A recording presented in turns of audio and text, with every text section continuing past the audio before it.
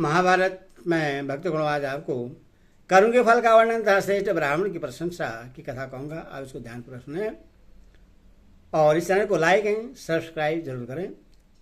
कथा सुनिए। युधिष्ठिर ने पूछा, पितामह अब संपूर्ण शुभ कर्मों के फल का वर्णन कीजिए। पितामह अब संपूर्ण शुभ कर्मों के फलों का वर्णन कीजिए। विष्णु जी ने कहा, भारत तुम जो कुछ पूछ रहे हो यह ऋषियों के लिए भी रहस्य का विषय है, किंतु तुम्हें बतला रहा हूं, सुनो।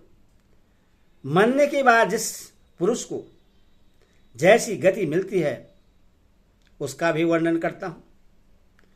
मनुष्य जिस अवस्था में जो शुभ या अशुभ कर्म करता है, दूसरा जन्म धारण करने पर उसी अवस्था में उस कर्म का फल भोगता है। 5 इंद्रियों से किए जाने वाले कर्म का कभी नाश नहीं होता।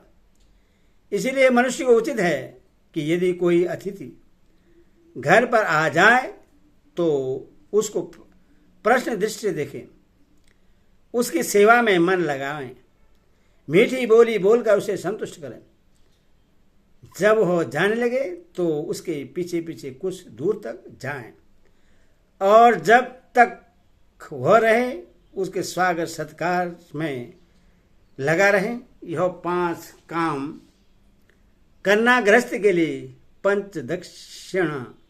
पंचदक्षिण यज्ञ कहलाता है। जो थके मारे अपरिचित पथिक को प्रसन्नतापूर्वक अन्नदान करता है उससे महान पुण्य फल की प्राप्ति होती है। जो अतिथि की पूजा के लिए आसन, पैर धोने को जल, दीपक, अन्न और ठहरने को स्थान देता है, उसका भी वह अतिथि सत्कार पंचदक्षिण यज्ञ कहलाता है। जो लोग कोई व्रत धारण करके चबूतरे पर सोते हैं उन्हें दूसरे जन्म में उत्तम घर और शैया आदि की प्राप्ति होती है। नियम पूर्वक चीर और बलकल धारण करने वालों को वस्त्र तथा आभूषण प्राप्त होते हैं। योग और तपस्या में प्रवृत्त रहने वाले को उत्तम उत्तम वाहनों की प्राप्ति होती है। अग्नि की उपासना करने वाले राजा की शक्ति बढ़ती है। जो अपना सिर नीचे करके लटकता है, पानी में खड़ा रहता है तथा सदा अकेले शयन करता है, उससे मनोवांछित गति प्राप्त होती है। जो रणभूमि में जाकर वीरशैया मृत्यु को प्राप्त हो स्वर्गगामी होता है, उससे अक्षय लोगों की प्राप्ति होती है। दान से धन मिलता है। मौन व्रत का अवलंबन करने से दूसरे के द्वारा आज्ञा पालन करने की शक्ति वाक् सिद्धि प्राप्त होती है। तपस्या से भोग सामग्री मिलती है और ब्रह्मचर्य के पालन से आयु बढ़ती है। अहिंसा धर्म के आचरण से रूप, ऐश्वर्य और आरोग्य प्राप्त होते हैं। फल मूल खाने वाले को राज्य और पत्ते चबाकर रहने वालों को स्वर्ग की प्राप्ति होती है। उपवास करने वाले मनुष्य को सर्व सुख मिलता है। शाकाहारी को गोधन और तृण भक्षण करने वाले को स्वर्ग की उपलब्धि होती है। जो ब्राह्मण सदा जल पीकर रहता है, अग्निहोत्र करता है और मंत्र साधन में संलग्न रहता है, उससे राज्य मिलता है। निराहार व्रत करने वाला स्वर्गलोक में जाता है। जो पुरुष 12 वर्षों के लिए व्रत की दीक्षा लेकर अन्न का त्याग करता और तीर्थों में स्नान करता रहता है, उसे रणभूमि में प्राण त्यागने वाले वीर से भी बढ़कर उत्तम लोक की प्राप्ति होती है। जो संपूर्ण वेदों का अध्ययन करता है वह तत्काल दुख से छूट जाता है तथा जो मानसिक धर्म का आचरण करता है उससे स्वर्गलोक की प्राप्ति होती है। जैसे बछड़ा हजारों गौओं के बीच में भी अपनी माता को ढूंढ लेता है, उसी तरह पहले का किया हुआ कर्मकर्ता को पहचान कर उसका अनुसरण करता है। जिस प्रकार फूल और फल किसी की प्रेरणा न होने पर भी अपने समय पर फूलने फलने लगते हैं, वैसी पूर्व जन्म का किया हुआ कर्म भी समय पर फल देता ही है। मनुष्य के जीर्ण जराग्रस्त होने पर उसके केस, दांत, आंख और कान भी जीर्ण हो जाते हैं। केवल तृष्णा नहीं जीर्ण होती। मनुष्य जिस कार्य से पिता को प्रश्न करता है उससे प्रजापति भी प्रश्न हो जाते हैं। जिस कर्म से माता को संतुष्ट करता है उससे पृथ्वी की भी पूजा हो जाती है, तथा जिससे वह उपाध्याय को उत्तीर्ण करता है उसके द्वारा ब्रह्मा का की पूजा संपन्न हो जाती है। जिसने इन तीनों का आदर किया उसके द्वारा मानव संपूर्ण धर्मों का आदर हो गया, और जिसने इनका अनादर किया उसकी संपूर्ण यज्ञादि क्रियाएं निष्फल हो जाती है। इस प्रकार शुभाशुभ फल प्राप्ति के संबंध में मुनिवर व्यास ने जो कुछ बतलाया है वह सब मैंने तुम्हें सुना दिया। अब और क्या सुनना चाहते हो? युधिष्ठिर ने पूछा, पितामहो, जगत में पूजनीय कौन है? आप किनको नमस्कार करते हैं? किन की स्पर्शा चाह रखते हैं?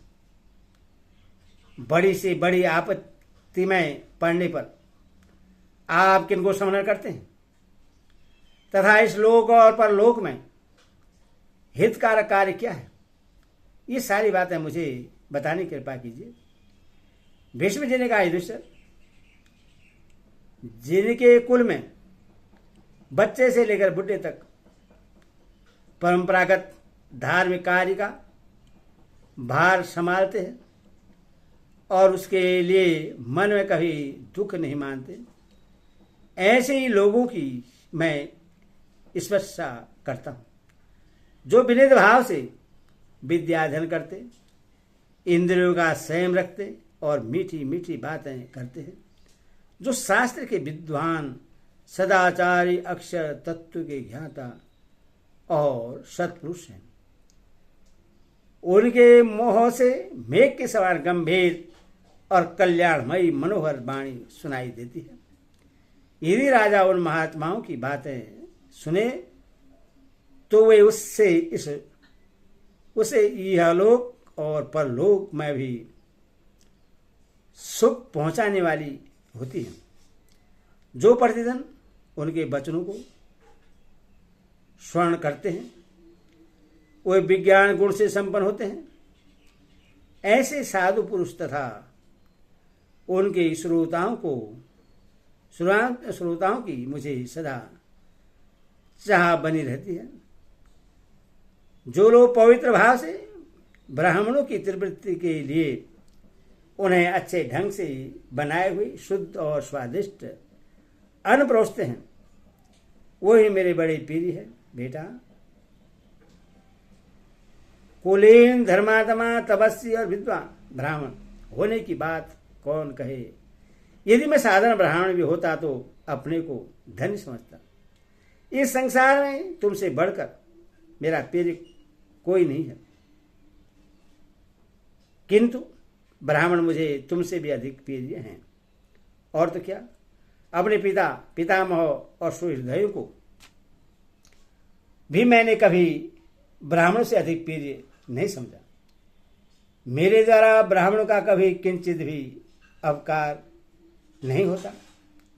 मैंने मन, वाणी और कर्म से ब्राह्मण का जो थोड़ा बहुत उपकार किया है, उसी के प्रभाव से आज बाण सैया पर पड़े रहने पर भी मुझे पीड़ा नहीं होती। लोग मुझे ब्राह्मणों का भक्त कहते हैं, इससे मुझे बड़ा संतोष होता है। ब्राह्मणों की सेवा ही सबसे बढ़कर पवित्र कार्य है। ब्राह्मण की सेवा में रहने वाले पुरुष को जिन निर्मल और पवित्र लोगों की प्राप्ति होती है, उन्हें मैं यहीं से देख रहा हूं। अब शीघ्र ही मुझे भी अंत काल तक के लिए उन्हीं लोगों में जाना है। युधिष्ठिर, जैसे स्त्रियों के लिए पति की सेवा ही संसार में सबसे बड़ा धर्म है, पति ही उनका देवता तथा वही परम गति माना गया है, उसी प्रकार क्षेत्र के लिए ब्राह्मण की सेवा ही परम धर्म तथा ब्राह्मण ही देवता और परम गति है।